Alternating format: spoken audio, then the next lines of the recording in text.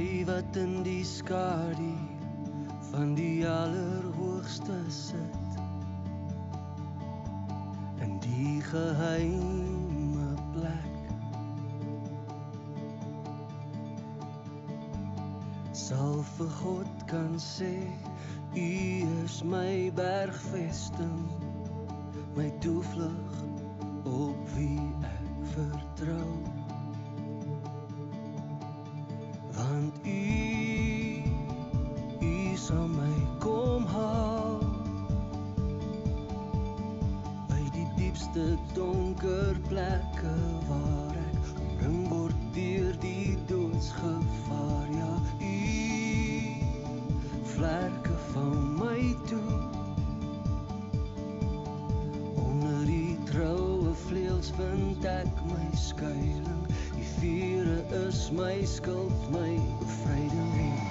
Ek sal nie bang wees nie, vir die onheil in die nag, of verwoesting in die dag. Ek sal nie bang wees nie, of alle 1000 aan my sy, of 10.000 hier langs my. Ek sal nie bang wees nie. En hier kruip ek weg, in die hoogtes by die hoogste, alles veilig in die hand, buite die bereik van die vyand en sy magte, omring deur engele aan elke kant. Want U laat my dra, veilig oor alles wat verskeer, vergiftig, U begrys elke aanval wat op my gerig is. Ek sal nie bang wees nie, vir die onheil in die nag, of verwoesting in die dag. Ek sal nie bang wees nie, of alle 1000 aan my sy, of 10.000 hier langs my. Ek sal nie bang wees nie. U sal my red, omdat U weet hoeveel ek U lief het, omdat ek in alles op U vertrou, sal U my veilig in die hoogtes hou. En wanneer ek weer die pad verloor, sal U elke keer my noodkreet hoor. My verwoesting sal elke keer keer, en vir altyd my met die redding U. Ek sal nie bang wees nie, vir die onheil in die nag, of verwoesting in die dag. Ek sal nie bang wees nie, of alle 1000 aan my sy, of 10.000 hier langs my. Ek sal nie bang wees nie.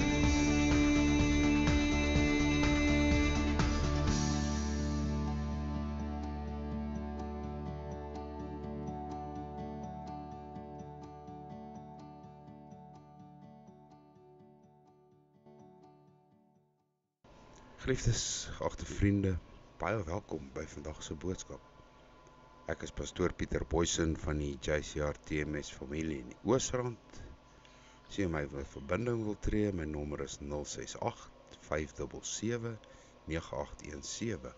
Na afloop van vandag se boodskap nooi ek u uit om die nagmaal saam my en my gesin te geniet, maar voordat ons verder gaan, ons word stil voor ons hemelse Vader. O God, aan u kom toe al die lof. My hoogste doel is om u te loof. Alles wat u geskep het, moet aan u lof bring. Alles wat u gemaak het, dra u stempel en is soos u dit beplan het.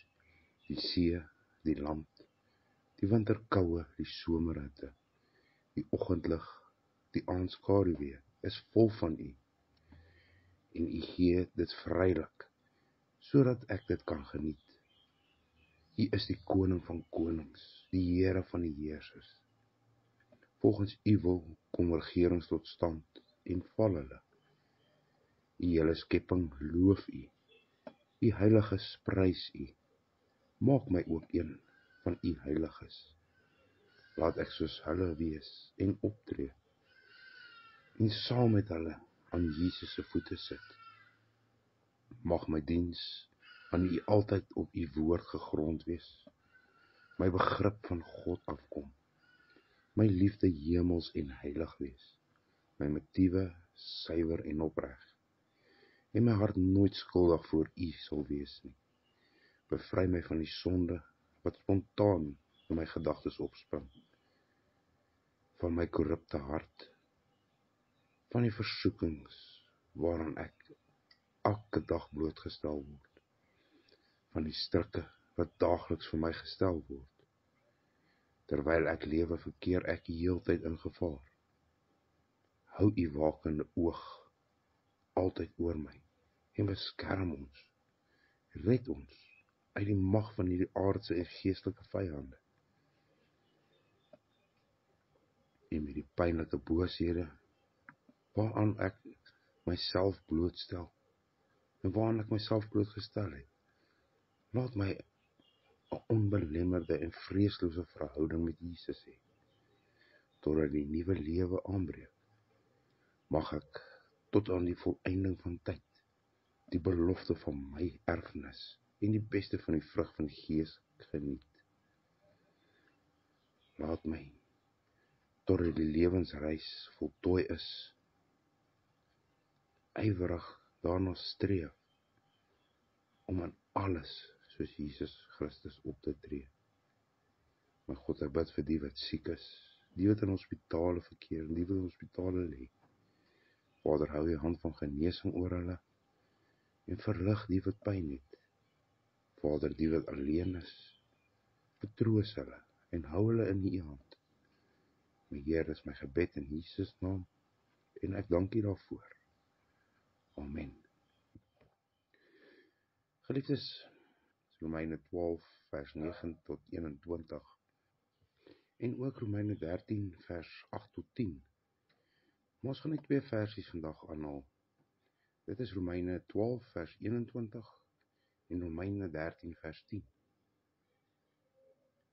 Laat jou nie deur die kwaad oorwin nie, maar oorwin die kwaad deur die goeie. Romeine 13 vers 10. Die liefde doen die naaste geen kwaad nie. Daarom is die liefde die vervulling van die wet.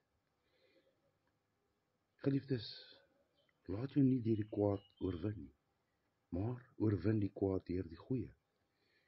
Hierdie twee teksverse is die slot wat gaan oor die liefde.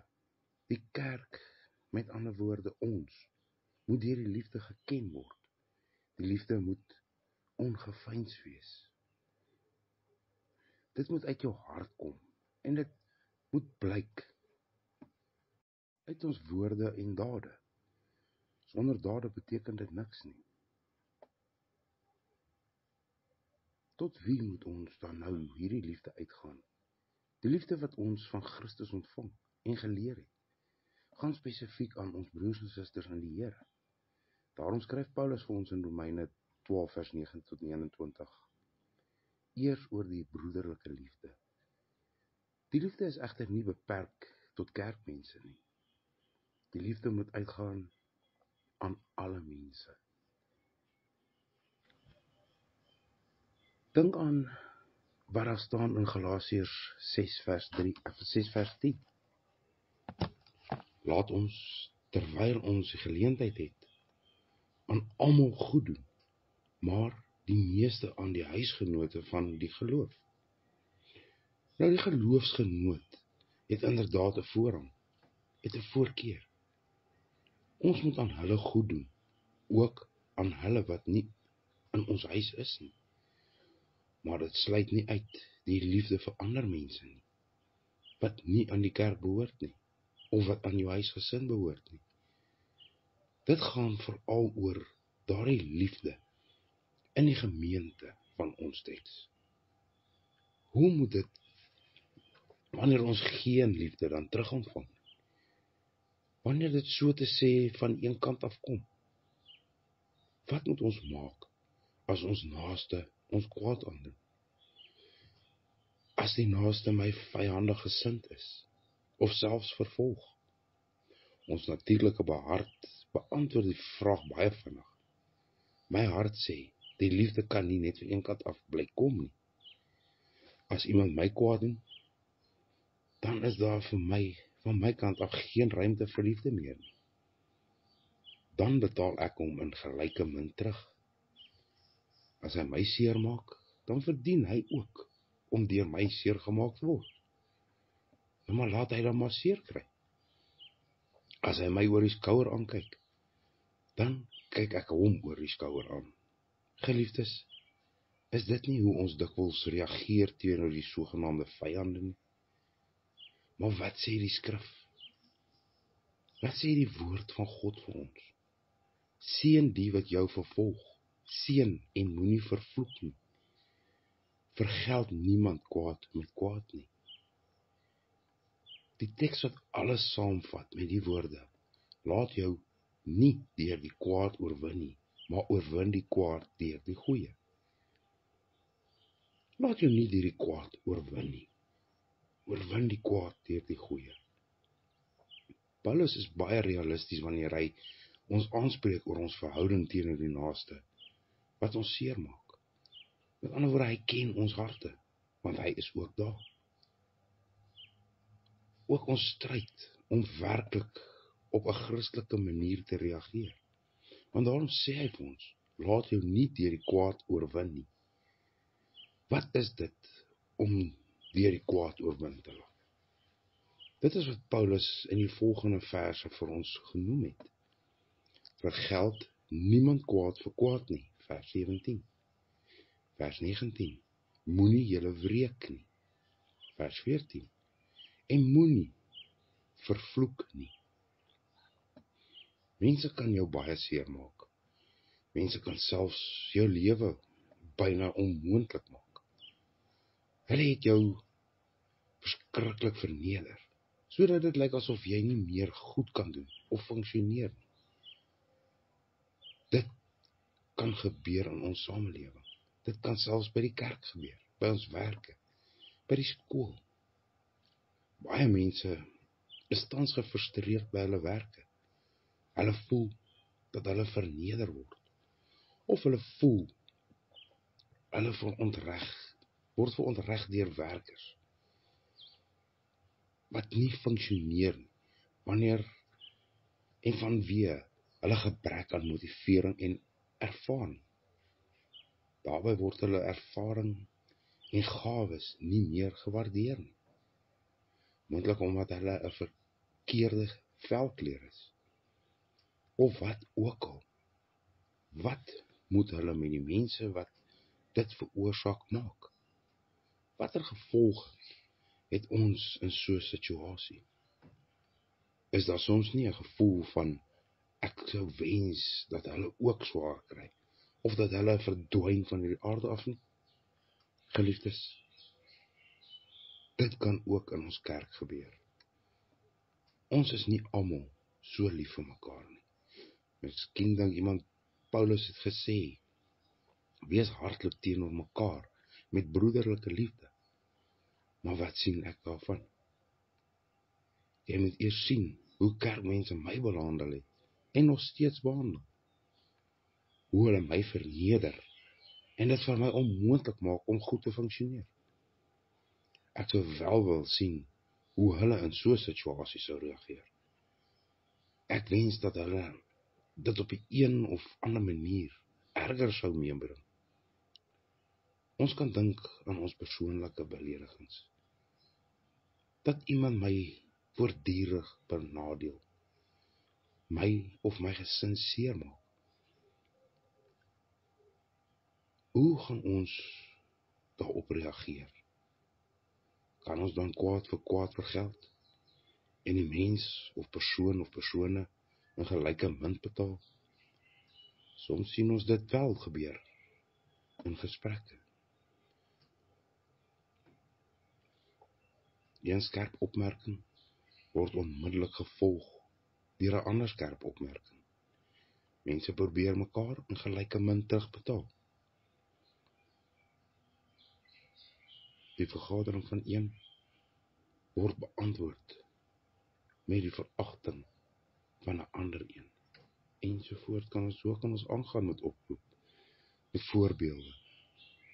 En nou praat ons nie eers van ons vyande wat ons letterlik vervolg nie. Oor hulle sê Paulus, seën hulle wat julle vervolg, seën en moenie vervloek nie. Jy mag hulle nie verwens nie, die kwaad in ander woorde toewens nie.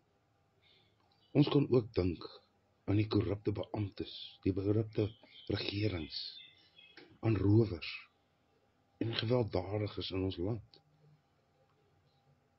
Waardeur baie mense meen dat hulle met hulle gesinne hier nie meer kan bly nie, dat hulle hierdie land wil verlaat weens die korrupsie, weens die rowe, weens al daai dinge.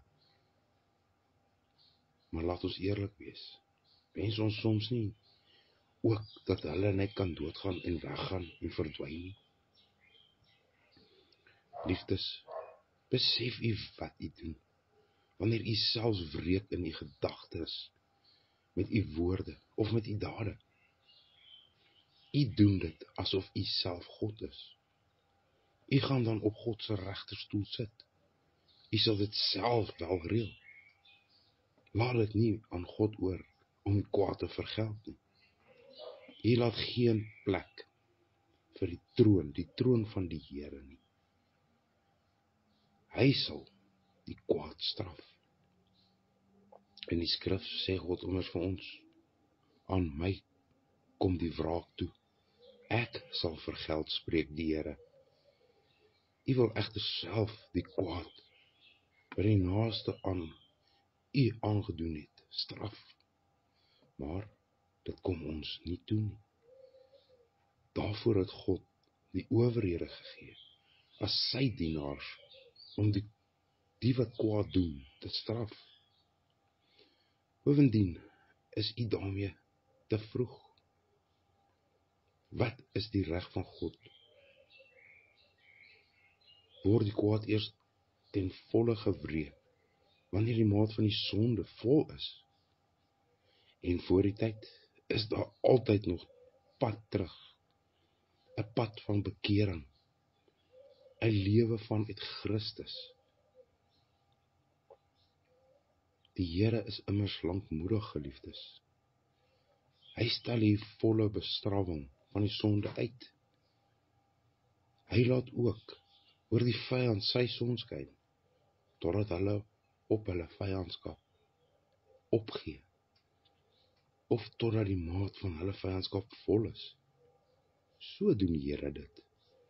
Geliefdes, wanneer u wat u vyand beneen, in gelyke munt betaal, dan laat u die oorwinning. Dan laat u nie toe dat die kwaad u nie oorwin nie. Dan is u die groot verloorder. Dan het u immers soos u vyand geword. U het sy styl oorgeneem. U het sy party gekies, die party van die kwaad. In die wraakneming sit altyd 'n element van selfhandhawing. Jy kan die beledigings nie verdra nie. Gekrenkte trots soek verdediging in wraak. Dit Dis geen teken van krag nie, maar van swakheid. Ja, jy is dan 'n groot verloorder, iemand wat hierdie kwaad oorwin is. Maar waarom is dit so ernstig? Wel, as ek dit doen, dan verloor ek die feit, die werk van die Here Jesus Christus. Christus het immers gekom om die uitsiglose siklus van kwaad, wat kwaadbaardig deurbring. Toe hy op die aarde was, het hy onreg gelei, sonder om terug te skel en terug te slaan en te vervloek en te verwens. Hy het onreg geaspireer in die sekerheid dat God op sy tyd sal vergeld. As dit ten minste nog nodig sal wees om te vergeld, deurdat die persoon wat onreg gepleeg het, hom kan bekeer. Die Here Jesus het die uitsiglose siklus deurbreek. Hoe kan ek, 'n Christen, my dan deur die kwaad laat oorwin? Ek wil tog nie terugval in die uitsiglose sirkel van kwaad wat kwaadbaar nie. Dis nie slegs 'n saak van 'n verhewe normaal, wat ek as 'n Christen daarop nabou nie. Dit is 'n saak van geloof in die verlossingswerk van Jesus Christus. Geloof dat dit ook tot ware verlossing lei. Dat dit ook werklik die verhouding onder mense genees en 'n einde maak aan hierdie eindelose sneeuboleffek van haat wat tot nuwe haat lei. Kan u dit glo? As u nie wil bly steek in u natuurlike reaksie, wat die ellende slegs vererger, dan moet u die krag van die liefde glo. Laat u nie oorwin deur die kwaad nie. Op Golgotha het Christus immers oorwin. U hoef nie meer deur die kwaad te laat wen in u lewe nie. Christus het oorwin. Daarom mag u deur die krag die kwaad oorwin, deur die goeie. Dit bring ons by twee gedagtes. Oorwin die kwaad deur die goeie. Dis 'n saak van volharding in die liefde. Ek laat die kwaad of die vyandskap my nie onderkry nie. Dan sê ek ook nog, ag, by hom of by haar bereik 'n mens tog niks nie. Want die vyandskap is daar te sterk. Dit kan niemand deurbreek. Los dit maar. Geliefdes, gestel dat die Here Jesus Christus ook so daaroor gedink het. Ook gedink het dat ons sondes te sterk is, te veel is. Dat hy dit ook maar net moet los. Dat hy ook deur die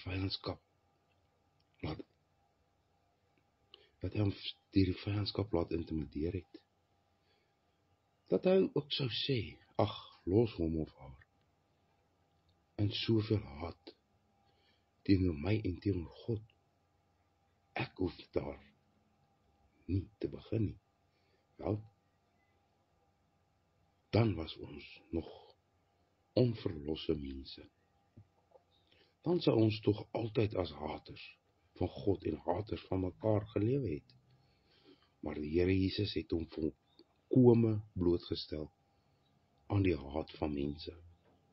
So het hy die kwaad oorwin. So het hy aan die vyand 'n einde gemaak. Nie deur mekaar maar net te laat gaan nie, maar deur in die midde te gaan staan. deur ons haat op hom te neem.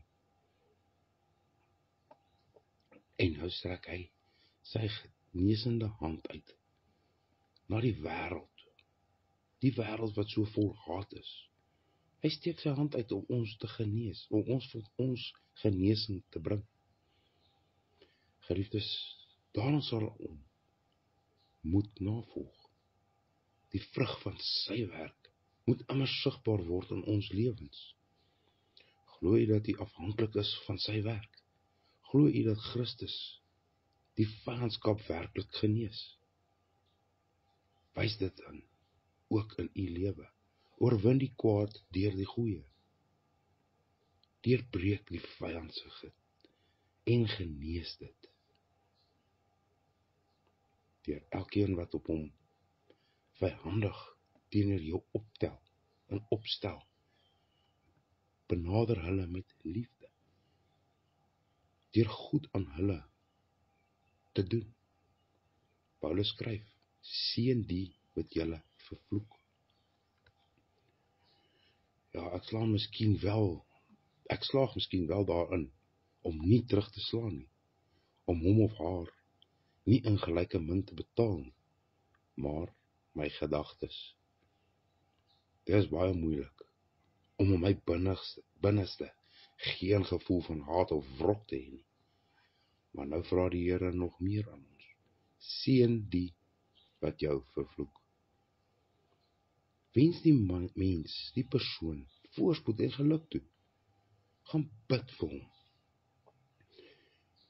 En vra God se guns. Doen u dit? Kan u dit doen? Geliefdes, bid daaroor. Paulus vervolg, bedink wat goed is voor alle mense. Let daarop dat dit hier nie staan vir alle mense nie, maar voor alle mense, in hulle afwesigheid. Leef so voor of in die wêreld, selfs teenoor jou vyand, dat hulle geen regmatige oorsaak het om jou aan te kla nie, maar juis beskaamd word. Soos wat Jesus vir ons gesê het in Matteus 5 vers 16. Laat jou lig so skyn voor die mense, dat hulle julle goeie werke kan sien, en julle Vader wat in die hemel is, verheerlik. Waarop moet ons onsself nie wreek nie? En moet ons dit aan die Here oorlaat? Omdat die Here lankmoedig is, en nog 'n tyd van genade wil gee. Die doel is dat ons ander mense, selfs ons vyande, nog die koorde van die liefde dat ons hulle nog die liefde kan wys, sodat ons deur ons Godvreesende wandel hulle tot God kan trek, kan nader trek. Hulle moet God in ons lewens herken en sien.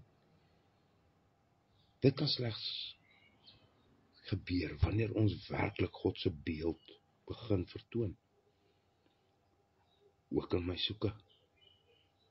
my soekende liefde om hulle te red wat verlore is. Paulus skryf egter, of skryf vir ons, as dit moontlik is, so ver as dit van jou afhang, leef in vrede met alle mense. Dit moet duidelik wees dat ons vredelievend is. Vrede is immers 'n vrug van die Gees. Christus het self gesê, salig is die vredemakers, want hulle sal kinders van God genoem word. In 'n wêreld vol vredeteestand moet ons as Christene juis vredemakers wees. Geen twissoekers nie. Nie mense wat voortdurend iets vind om oor te beklei, of voortdurend enigheid veroorsaak nie, maar vredemakers. Is jy werklik 'n vredemaker? en sê nie te maklik ja nie. Waarom leef sommige in oorwinning met 'n bepaalde persoon? Is dit werklik slegs die ander persoon se skuld? Laat ons almal onsself hierin beproef. 'n Ware vredemaker is hy wat deur God se vrede laat lei word. Met ander woorde, ons word deur God se vrede gelei. Hy wat sy lewe laat vernuwe deur die beeld van die vredevors, wat gesê het, want die Seun van die mens het gekom om te soek en te red wat verlore was. Lukas 19 vers 10. 'n Ware vredemaker is hy wat werklik jaag na vrede met almal. Nie vanuit 'n onbekeerde en dus wêreldse hart nie, maar vanuit 'n hart wat deur die Gees vernuwe is en dus ook die vrug van die Gees vertoon. Geliefdes, Paulus kwalifiseer die vrede wanneer hy sê, as dit moontlik is, so ver as dit van julle afhang, leef in vrede met alle mense. As dit moontlik is. Die vrede is nie die allerbelangrikste wat ten koste van alle afhanklikheid gedoen moet word. Vrede. Terwille van die vrede mag ons nooit die waarheid van ons Christelike beginsels opoffer nie. In Hebreërs 12 vers 14 lees ons, jaag die vrede na met almal en die heiligmaking waarsonder niemand die Here sal sien nie. Ons moet dus nie slegs tot die vrede geroep word nie, maar ook tot heiligmaking. Vir sover dit binne die grense van God se woord moontlik is, moet ons met alle mense in vrede lewe. Die tweede kwalifikasie wat Paulus genoem het, sover as dit van julle afhang. Ek moet seker wees dat dit nie my skuld is dat daar geen vrede is nie. Het ek alles in my vermoë gedoen om vrede te bewerk en te handhaaf? Dis iets wat ons onsself voortdurend moet afvra. Wanneer ons met iemand in die onvrede lewe, wat het ek gedoen om die vrede te herstel? Was daar soms iets by my wat die onvrede veroorsaak het, of waaraan 'n bydrae kon gelewer het? Miskien my houding, my manier van optree, my gebrek aan fyngevoeligheid, my ongewenste woorde, my selfsug, my selfregverdiging, my hoogmoed, en so kan ons aangaan. Laat ons eerlik wees en onsself in die spieël van God se woord bekyk. Moet ons dan nie eerlik, moet ons dan nie erken dat daardie dinge 'n groter rol speel in sulke situasies as wat ons dit wil erken nie? Die enigste uitweg is, bekeer u en toon die beeld van die Verlosser Jesus Christus. As die ander die vrede nie wou hê nie, ondanks al jou werklike pogings, of op sy onchristelijke voorwaardes, dan hou God jou nie verantwoordelik vir die gebrek aan vrede nie. Die beeld van God te vertoon beteken ook, as jy jou vyand honger het, gee hom iets om te eet.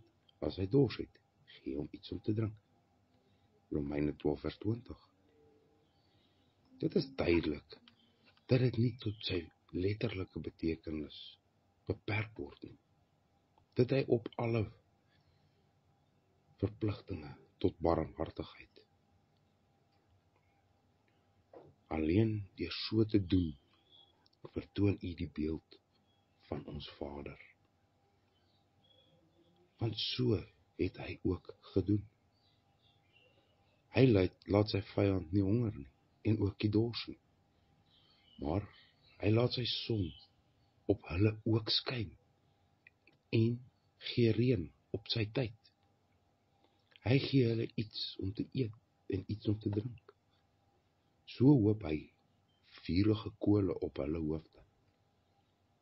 So sal u ook besig wees om dit te doen. Ywerige vurige kole op die hoof van u vyand ophoop. Wat beteken dit? Die uitdrukking het oorspronklik 'n negatiewe betekenis. Dit was 'n sinspeel van vuur en bliksem uit die hemele, wat 'n teken was vir goddelike wraak. In ons teks het dit uitdruklik 'n gunstige betekenis. Hoe kan so 'n uitdrukking, wat oorspronklik ongunstig was, in 'n gunstige betekenis omgesit word?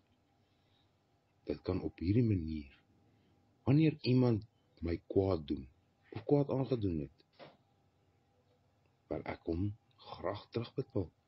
Dis vurige kole op sy hoof ophoop. Nou sê die apostel, prima, maar gaan maar aan, maar dan op 'n manier wat vir die Here aangenaam is. As Christene wreek jy jouself op jou eie manier. Jy doen jou vyand goed. Dit is die Christelike wraakneming. Nou die guns wat jy die vyand bewys, word vir daai vyand ook as 'n straf. Hy word met ander woorde beskaamd, of hy dit wil erken of nie. Hy sien dat sy kwaad met goed vergeld word. Hy het vyhandiglik dit beraam, miskien selfs ook uitgevoer, maar daar word nie in gelyke min terugbetaal nie. Inteendeel, jy betaal hom terug deur vriendelikheid, liefde, vrede en vreugde. Dan kan twee dinge gebeur. Of die vyand skaam hom so diep, of hy verbitter, word nog erger, omdat hy die liefde onverdraaglik vind. Daar kom bekering of verharding, een van die twee. Maar miskien dat iemand sê, Paulus se advies help niks nie, of Paulus toon dat hy min van menslike nature weet. Paulus sê egter nie dat die metode waartoe hy oproep, altyd die begeerlike uitwerking het nie. Dink maar aan wat ek nou gesê het. Daar kom bekering of verharding. Laat my toe om 'n voorbeeld te gebruik. 'n Polisiebeampte word as 'n kaptein aangestel in 'n nuwe afdeling. Nou sal daar mense wees dat hierdie nuwe persoon niks van hom hou nie. Niks respek vir sy rang het nie. Maar hierdie beampte, tot wie hierdie woorde geuiter is, ontvang die genade om rustig te bly. Later gebeur dit dat die persoon of persone in die moeilikheid is en hierdie beampte sy handtekening of iets nodig het, of 'n handtekening van 'n offisier nodig het. Van hierdie offisier wat hy 'n oomblik terug nie kon verdra het nie. Die beampte vervul trou sy plig, soos dit vir hom voorgeskryf is. Nou wat is die gevolg hiervan? Op die gegeewe oomblik sê die persoon tot die beampte, ek is bly jy's my offisier. Hierdie voorbeeld wys dat die vurige kole op die hoof van die teenstander ophoop. Hier word met daad die kwaad deur die goeie oorwin. Kan u voorstel, wat sou gebeur het as hierdie beampte die persoon onmiddellik aangeval het? Nou het hy gewone, trou sy plig gedoen, sonder diskriminasie, teen diegene wat hom nie goedgesind was nie. Ja, hier het hy werklik die kwaad deur die goeie oorwin. Geliefdes, as ons dit doen, word ons natuurlik as dwaas beskou. Ons eie harte sê reeds, hoe dwaas. Daarom kan ons dit van ander mense ook heeltemal verwag. Maar laat ons egter bly by die verlossende wysheid van God. In Christus Jesus het die openbaring geword en in die oorwinningskrag van sy liefde. Die verlossende wysheid vra vandag ruimte in jou hart en in jou lewe. Dit alleen kan die siklus van haat deurbreek. Die siklus van haat wat reeds so ontstel veel elemente gebring het. So kan die liefde weer werklik funksioneer in die kerk en in ons samelewing deur die krag van Christus. Daarom, geliefdes, laat die oorwinnende liefde van Christus bly in jou omstandighede met ander mense. Geliefdes, laat jou nie deur die kwaad oorwin nie, maar oorwin die kwaad deur die goeie. Amen. Geliefdes, ons sluit af met die nagmaal, die heerlike gedeelte van elke boodskap. Die nagmaal soos die instelling wat vir ons opgeskryf staan in 1 Korintiërs 11, vers 23 tot en met 29. Want ek het van die Here ontvang, wat ek ook aan julle oorgelewer het, dat die Here Jesus in die nag waarin hy verraai is, brood geneem het, en nadat hy gedank het, het hy dit gebreek en gesê, neem, eet, dit is my liggaam, wat vir julle gebreek word. Doen dit tot my gedagtenis. Net so die beker na die ete met die woorde. Hierdie beker is die Nuwe Testament in my bloed. Doen dit so dikwels as julle daaruit drink, tot my gedagtenis. Want so dikwels as julle hierdie brood eet en hierdie beker drink, verkondig julle die dood van die Here totdat hy kom. Christus, die nagmaal is in sy wyse verbondsmaaltyd, waar die verbintenis tussen Christus en sy gemeente telke vernuwe word. Dis 'n gedagtenismaal. Die Here het by die instelling van die nagmaal vir ons gesê, gebruik dit tot my gedagtenis. Dis ook vir ons 'n waarborg. Daarom sê Jesus, dit is my liggaam en dit is my bloed. Dis ook 'n viering van die gemeente en vir gemeenskap met die lewende Here en met mekaar.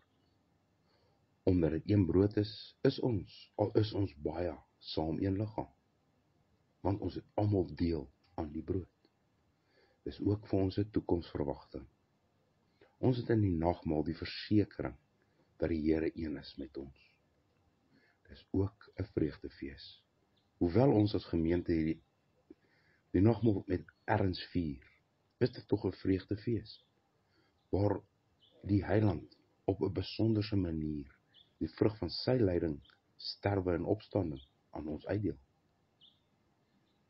Geliefdes, om nou die volle seën van die nagmaal te kan ontvang, is dit nodig dat ek elkeen in die teenwoordigheid van die Here onsself ondersoek, voor hy van die brood eet en uit die beker drink, sodat hy nie 'n oordeel oor homself bring nie, soos wat die waarskuwing ook vir ons opgeskryf staan in 1 Korintiërs 11 vers 27 tot en 29. En ek lees dit graag vir u. Wie dan op 'n onwaardige wyse hierdie brood eet, of in die beker van die Here drink, sal skuldig wees aan die liggaam en die bloed van die Here. Maar die mens moet homself beproef en so van die brood eet en uit die beker drink. Want wie op 'n onwaardige wyse eet en drink 'n oordeel oor homself, terwyl hy die liggaam van die Here nie onderskei nie. Geliefdes, die brood wat ons breek, is die gemeenskap met die liggaam van ons Here Jesus Christus. Neem, eet, dink daaraan en glo dat sy liggaam gebreek is tot 'n volkome versoening vir al ons sondes. Die beker van danksegging is die gemeenskap met die bloed van ons Here Jesus Christus. Neem, drink en dink daaraan en glo dat sy kosbare bloed gegiet is tot 'n volkome versoening vir al ons sondes. Barmhartige God en Vader, ons loof, ons prys U, dat U uit genade U Seun aan ons geskenk het as middelaar, wat deur sy kruis en opstanding die straf op ons sondes gedra het, en so vir ons die voedsel en drank van die ewige lewe geword het. Ons dank U, dat U aan ons die geloof skenk, waardeur ons in hierdie weldade kan deel. Ons dank U, dat ons opnuut deur hierdie nagmaal in ons geloof versterk is. Ons bid U, dat U deur die werking van die Heilige Gees, die gedagtenis aan ons Here Jesus Christus en die verkondiging van sy dood totdat hy kom, sal gebruik om ons daagliks te laat groei in die regte geloof en in 'n innige gemeenskap met Christus. Ons bid U, dat U uit die werking van die Heilige Gees U goddelike doel met hierdie nagmaal sal bereik. Amen. Geliefdes, mag julle week gevul wees met liefde, vrede en vreugde van God ons Vader. Ek sluit vir ons af. Hemelse Vader, ek aanbid U in waarheid en in gees. Vader, beklee my vandag met die volle wapenrusting, sodat ek weerstand kan bied en staande kan bly teen die liste van die duiwel. In die naam van Jesus Christus bind ek nou elke owerheid, elke mag, elke wêreldheerser van die duisternis van hierdie eeu en elke bose mag in die lig wat vandag teen my staan. Ek beveel alle bose magte om hulle werking onmiddellik te staak en beveel hulle in Jesus naam om na die voetbank van Jesus te gaan. Ek omgord my met die lende vandag, met die gordel van waarheid. Ek trek die borswapen van geregtigheid aan. Ek sit die skoene van vrede aan my voete, vir die bereidheid van vrede. Ek sit die skild van geloof op, waarmee ek die vurige pyle van die bose kan uitwis. Ek trek die helm van verlossing aan. Ek neem die swaard van die Gees op, die woord van God. Vader, bo dit alles beklee my vandag met liefde, wat die band van die volmaaktheid is, soos geskryf staan in Korintiërs 3 vers 14, en beklee julle bo dit alles met die liefde, wat die band van volmaaktheid is. En Vader, gee aan my die wysheid, insig en verstand, om vandag 'n goeie krygsman te wees vir U en U koninkryk. Vader, ek onderwerp myself aan U vandag, en ek weerstaan die duiwel, die Satan. Want in U woord staan geskryf in Jakobus 4 vers 7, onderwerp julle dan aan God, weerstaan die duiwel, en hy sal van julle wegvlug. Ek bid dit alles in die wonderlike naam van Jesus Christus. Amen. Geliefdes, genade vir julle en vrede van God ons Vader en die Here Jesus Christus. Amen. Do you feel like the odd one out, wandering in the desert, or feeling like you're just on a big ocean on your own? While everyone around you goes to places to worship, to praise our Heavenly Father, but you just don't feel that you are comfortable wherever you go. Come and visit JCR MTS, a calling for reformation, yes, at the Jesus Christ Reformation Ministration and Theological Seminary. We have every Sunday at 9 o'clock sermons at Vaal-Oever van der Bijl Park, as well as other venues across the country. We also provide you with faith-based registered counsellors, married officers. We provide funeral services, seminary training, cell groups, youth activities, and much more. So contact myself, Pastor Aubrey Burger, at 076 479 7517 or consult Jill at 074 689 6263. Pastor Peter Boyson at Brakpan 068 577 9817. Pastor Frikkie at KZN 079 261 1332. Evangelist Kobus Smith, yes, he's in the West Rand, 079 509 3306.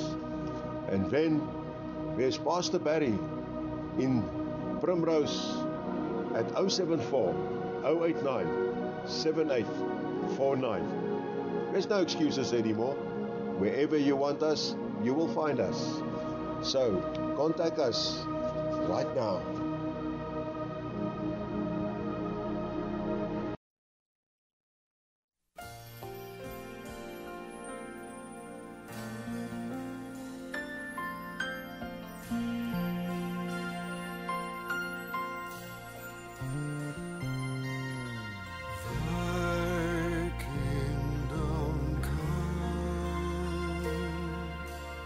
Thy will be done.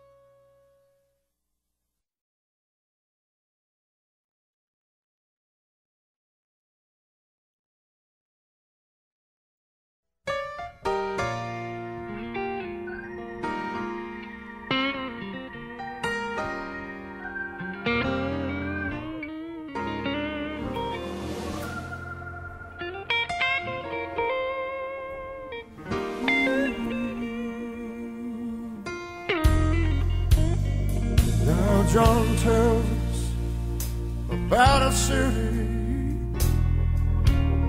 so high above, where we'll meet in a spirit of love. Yes, we'll meet over yonder in that heavenly place. There we'll see each other, ooh, face to face. Well, I could almost see the lights of the city.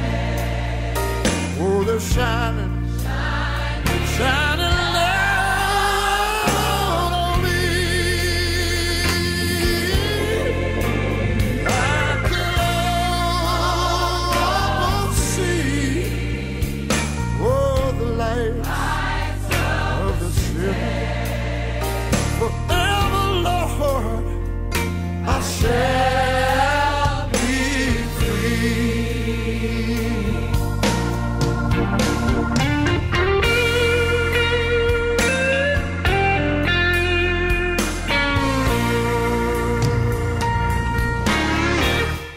Well, John tells us all about a time when time itself should be no more.